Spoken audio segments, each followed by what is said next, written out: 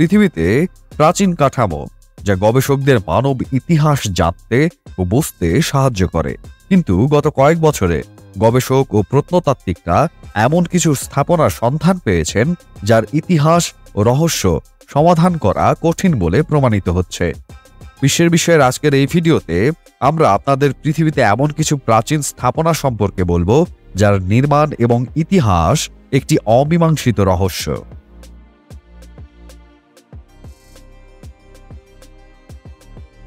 বালবেক stone. লেবাননের বালবেক stone একটি অত্যন্ত বিরল এবং প্রাচীন কাঠামো যা প্রত্নতাত্ত্বিকদের বিস্মিত করেছে। এটি বিশাল পাথরের তৈরি একটি বিশেষ কাঠামো যা প্রাচীনকালে হেলিওপলিস নামক স্থানে নির্মিত হয়েছিল এবং বর্তমান সময়ে একে বালবেক বলা হয়। এই কাঠামোর সাথে রোমান দেবতার একটি প্রাচীন মন্দিরও রয়েছে, যেটি পাথরের 3টি বিশাল খণ্ডকে একত্রিত করে নির্মিত হয়েছিল। স্থানীয়রা এই পাথরকে ট্রায়াথলন বলে, যেগুলো 19 মিটার লম্বা, 4.2 মিটার উঁচু এবং 3.6 মিটার চওড়া। শুধু তাই নয়, এই পাথরগুলো খুবই ভারী, যার ওজন প্রায় 750 থেকে 800 টন। এই মন্দির থেকে 900 মিটার দূরত্বে আরও 3টি পাথর রয়েছে, যা stone of pregnant women, stone of the south এবং ফরগেটিং স্টোন নামে পরিচিত। এই পাথরগুলোর নাম বেশ রোমাঞ্চকর এবং এর মধ্যে stone of the pregnant women সবচেয়ে জনপ্রিয়। বিশ্বাস করা হয় যে যখন এই মন্দিরটি তৈরি হচ্ছিল তখন এই 3টি বড় পাথর কেটে মন্দিরে নিয়ে যাওয়া বেশ চ্যালেঞ্জের ছিল। একজন গর্ভবতী মহিলা গ্রামবাসীদের বলেছিলেন যে যদি তারা তার সন্তানের জন্ম পর্যন্ত তাকে খাবার, পানি এবং আশ্রয় দেয়, তবে শিশুর জন্মের পরে তিনি তাদের পাথর কেটে মন্দিরে নিয়ে যাওয়ার কৌশল দেখাবেন। কিন্তু কোনো কারণে ওই নারীর দাবি পূরণ না হওয়ায় পাথর কেটে কিভাবে পরিবহন করতে হয় তিনি শ্রমিকদের জানাননি, যার কারণে বিশাল আকারের এই 3টি পাথর বহু বছর ধরে মাটিতে পড়ে আছে।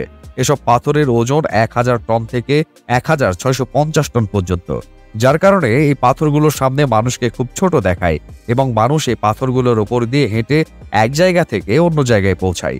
রোমান মন্দিরের 3টি পাথর এবং মন্দির থেকে কয়েক মিটার দূরে অন্য 3টি পাথর প্রত্নতাত্ত্বিকদের জন্য একটি অমীমাংসিত রহস্য রয়ে গেছে, কারণ আজ পর্যন্ত তারা খুঁজে বের করতে পারেননি যে এই পাথরগুলো কোথা থেকে আনা হয়েছিল এবং কিভাবে এগুলো মন্দিরে আনা হয়েছিল।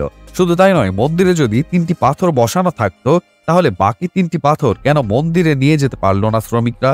এই সমস্ত প্রশ্নের উত্তর জানতে গবেষকরা বালবেক নিয়ে গবেষণা করেন এবং তারা খুঁজে বের করার চেষ্টা করছেন যে এই মন্দির এবং কাঠামোটি কখনো সম্পূর্ণরূপে নির্মিত হয়েছিল কিনা। আর এই কাঠামোটি যদি সম্পূর্ণ হয় তাহলে এই 3টি বিশালাকার পাথরের রহস্য কি? আশা করা যায় আগামী কয়েক বছরের মধ্যে গবেষকেরা এই সব প্রশ্নের উত্তর খুঁজতে সফল হবেন। Longyou caves.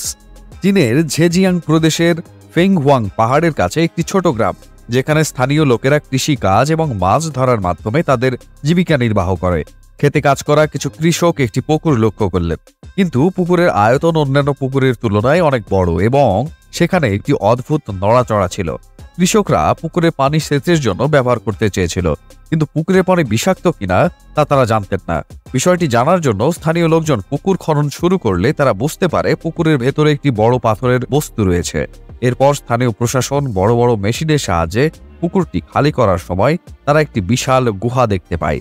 পুকুরের ভেতরে মোট 24টি গুহার একটি নেটওয়ার্ক ছিল, যা লং ইউ কেভস নামে পরিচিত।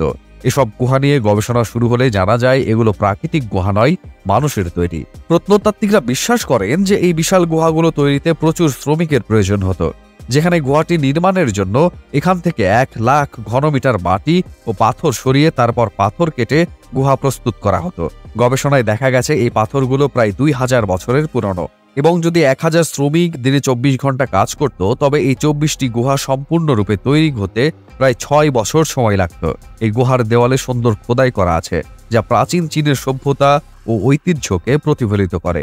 কিন্তু চীনের প্রাচীন নথিপত্র বা নথিতে এই গুহাগুলোর কোনো উল্লেখ নেই। এমনকি প্রত্নতাত্ত্বিকরাও এই গুহাগুলো কখন, কেন এবং কারা তৈরি করেছিলেন তা খুঁজে বের করতে সক্ষম হননি। যাই হোক, কিছু লোক বিশ্বাস করেন যে এই গুহাগুলো প্রাচীনকালে কোনো রাজা তৈরি করেছিলেন, যাতে তার রাজ্য বা সেনাবাহিনী সমস্যায় পড়লে তিনি এই গুহার ভেতরে গোপনে লুকিয়ে থাকতে পারেন। কিন্তু গুহাটি কখনো ব্যবহার হয়েছে কিনা তার কোনো প্রমাণ নেই। জলবায়ু পরিবর্তনের কারণে গুহার চারপাশে পানি জমেছিল, যার কারণে বহু বছর ধরে এই গুহাটি পানিতে ডুবেছিল এবং স্থানীয় লোকজন এর অস্তিত্ব সম্পর্কেও জানতেন না। গোবেকলি টেপে।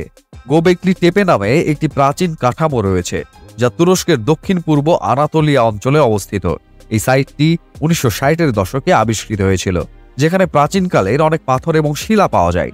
প্রাথমিকভাবে এটি বিশ্বাস করা হয়েছিল যে গোবেকলি টেপে একটি কবরস্থান ছিল, যার কারণে গবেষকেরা এই জায়গায় গবেষণা করার আগ্রহ দেখাননি। কিন্তু 2020 সালে একজন জার্মান প্রত্নতত্ত্ববিদ এখানে পৌঁছেছিলেন, যেখানে তিনি পাথর এবং শিলা পরীক্ষা করে জানতে পারেন যে এই জায়গাটি কোনো কবরস্থান নয়।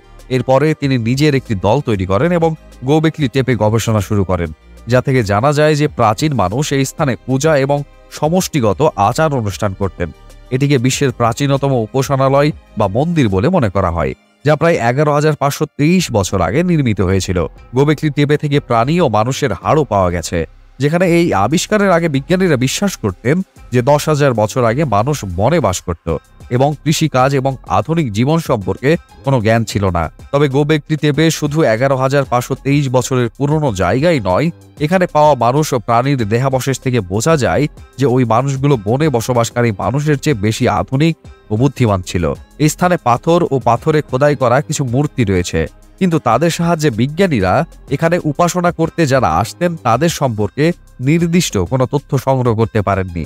এ কারণেই গোবেকলি টেপেকে পৃথিবীর সবচেয়ে প্রাচীন এবং রহস্যময় স্থানগুলোর মধ্যে একটি হিসেবে বিবেচনা করা হয়, যা বর্তমানে একটি প্রত্নতাত্ত্বিক জাদুঘরের রূপ নিয়েছে এবং গবেষকরা এখনও এই জায়গাটি নিয়ে গবেষণা করছেন। নানমাদোল নানমাদোল মাইক্রোনেশিয়ার পোহনপেইল দ্বীপপুঞ্জে একটি প্রত্নতাত্ত্বিক স্থান, যা তার নিজের মধ্যে অনেক গোপনীয়তা ধারণ করে রেখেছে। এটি 1628 সাল পর্যন্ত সৌডেলীয় রাজবংশের রাজধানী ছিল বলে মনে করা হয়। এটি একটি মানব সৃষ্ট ছোট দ্বীপ। গবেষকদের মতে নানমাদোল তৈরি করতে 7.5 মেট্রিক টন পাথর ব্যবহার করা হয়েছে।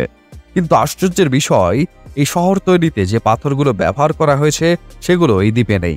শুধু তাই নয়, নানমাদোলের আশেপাশে এমন কোনো দ্বীপ নেই যেখানে প্রাকৃতিকভাবে এসব পাথর হয় এবং শ্রমিকরা সেখান থেকে সব পাথর নিয়ে এসেছে। তাই প্রশ্ন জাগে যে এই শহর কবে, কেন এবং কিভাবে গড়ে উঠেছে। কারণ এই ভারী পাথরগুলোকে নৌকায় করে নিয়ে আসা এবং তারপর সেখান থেকে তুলে নিয়ে শহর তৈরি করা ছিল খুবই চ্যালেঞ্জিং কাজ। ধারণা করা হয় প্রাচীন মানুষ এই দ্বীপে পূজা অর্চনা করতে আসতেন, যদিও কিছু লোক বিশ্বাস করেন যে এই শহরটি দুই জাদুকর ভাই একসাথে তৈরি করেছিলেন। ধারণা করা হয় জাদুকররা জাদু বলে আগ্নেয়গিরির লাভা থেকে তৈরি পাথরকে দ্বীপে নিয়ে এসেছিলেন। তারপর তারা তাদের ক্ষমতা দিয়ে এই পুরো শহরটি প্রস্তুত করেন। এই শহরের অভ্যন্তরে বিশাল গাছ এবং কবর রয়েছে, যা খোলা কঠিন বলে দাবি করা হয়। কথিত আছে যে একবার একজন জার্মান অফিসার এই দ্বীপের নিয়ন্ত্রণ নিয়েছিলেন এবং কবরের ভিতরে কি আছে তা খুঁজে বের করার জন্য মাটি খনন করেছিলেন। কিন্তু খনন কাজ শেষ হওয়ার আগেই রহস্যজনকভাবে ওই কর্মকর্তার মৃত্যু হয়। এরপর আর কোনো জার্মান কর্মকর্তা নানমাদোলে গবেষণার কাজ করার চেষ্টা করেননি। অনেক প্রত্নতাত্ত্বিক ও গবেষক এই রহস্যময় নগরী নিয়ে গবেষণা করতে ভয় পাচ্ছেন এবং এ কারণেই এখন পর্যন্ত নানমাদোলের রহস্যের সমাধান হয়নি। বোলাস ডে প্রিডা বোলাস ডে প্রিডা হল মধ্য আমেরিকার কোস্টারিকার একটি প্রাচীন এবং রোমাঞ্চকর স্থান, যা বোলাস ডে প্রিডা বা স্টোন স্ফিয়ার অফ কোস্টারিকা নামে পরিচিত। এই স্থানে বড় বড় গোলাকার পাথর রয়েছে। কবে, কেন এবং কারা বানিয়েছিল তার উত্তর আজ পর্যন্ত প্রত্নতাত্ত্বিকরা খুঁজে পাননি। এই পাথরগুলো 1930 সালে আবিষ্কৃত হয়েছিল, যখন একটি উৎপাদনকারী সংস্থা কলা চাষের জন্য বনের অতিরিক্ত ঘাস এবং গাছ কাটছিল। এ সময় শ্রমিকরা বনের মাঝখানে এসব বড় বড় গোলাকার পাথর দেখতে পায়। এরপর মেশিনের সাহায্যে পাথরগুলো পাশে সরানো হয়। কিছু শ্রমিক ভেবেছিলেন পাথরের ভেতরে প্রাচীন গুপ্তধন থাকবে, তাই তারা ড্রিল মেশিনের সাহায্যে কিছু পাথর ভেঙে ফেলে, কিন্তু তাদের ভেতরে কিছুই পায়নি। এরপরে বিষয়টি স্থানীয় প্রশাসকের কাছে পৌঁছে। তারপরে প্রত্নতাত্ত্বিকদের একটি দল পাথরগুলি পরীক্ষা করে, যা থেকে জানা যায় যে এই পাথরগুলো 600 সালে তৈরি করা হয়েছিল। কিন্তু কে বা কারা এই পাথর তৈরি করেছিল এবং এগুলো তৈরির আসল উদ্দেশ্য কী ছিল, সে রহস্য আজও সমাধান হয়নি। স্থানীয় লোকজন বিশ্বাস করেন যে এই পাথরগুলো পূজা এবং ধ্যানের জন্য ব্যবহৃত হতো, যদিও কিছু লোক বিশ্বাস করে যে এই গোলাকৃতির পাথরগুলোর সাহায্যে সূর্য, চাঁদ এবং পৃথিবী সহ সৌরজগতের অন্যান্য গ্রহের অবস্থান শনাক্ত করা হয়েছিল এবং সৌরজগতের অবস্থান অনুসারে রাখা হয়েছিল, যা শ্রমিকদের দ্বারা নষ্ট হয়ে গিয়েছিল। কেউ জানে না সত্যটা কি। এগুলো ছিল প্রাচীনকালে রহস্যময় কাঠামো, যা গবেষকদের বিস্মিত করেছে। এই ছিল বিশ্বের বিষয়ের আজকের এই ভিডিওতে। আশা করছি ভিডিওটি আপনাদের সকলের কাছে অনেক ভালো লেগেছে। ভিডিওটি কেমন লেগেছে তা জানিয়ে কমেন্ট করুন। ভিডিওটি ভালো লাগলে লাইক এবং শেয়ার করুন। এরকম আরও ভিডিও পেতে আমাদের চ্যানেলটি সাবস্ক্রাইব করুন। ধন্যবাদ।